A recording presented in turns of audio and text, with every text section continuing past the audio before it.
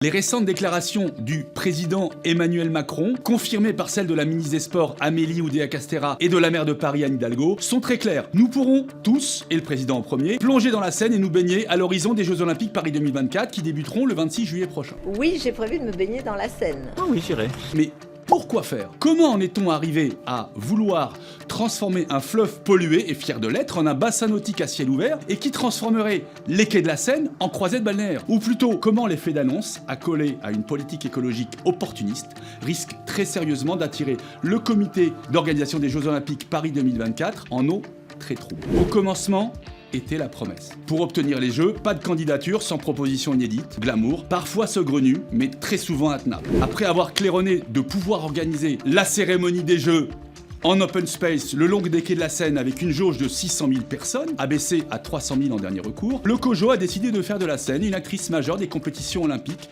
en arguant possible d'organiser la partie nautique du triathlon et la nage en eau libre dans le fleuve entre le pont de l'Alma et le pont Alexandre III. Conjointement à cette promesse, la politique résolument écologique des Khmers verts de la capitale a sauté sur l'occasion de la baignabilité de la Seine, annulant imparablement et implicitement l'avis des mauvais coucheurs de Parisiens pour lesquels Paris était sale, investé de rats et pollué jusqu'au trognon. Sur le papier, quelle idée géniale! Mais c'était sans compter l'entrée en scène des micro-organismes sortant leur tête de l'eau, aux grandes dames de l'effet d'annonce. Après une campagne de prélèvement de 6 mois entre septembre 2023 et mars 2024, l'ONG Surfrider Foundation a récemment mis en garde contre l'état alarmant des eaux de la Seine, où 13 des 14 mesures effectuées se sont révélées au-dessus des seuils recommandés pour les baignades. En bref, les concentrations en bactéries Escherichia coli et entérocoques, indicatrices de contamination fécale, sont largement supérieures aux barèmes fixés notamment par les fédérations de natation et de triathlon. Et la santé des athlètes devient soudain un enjeu central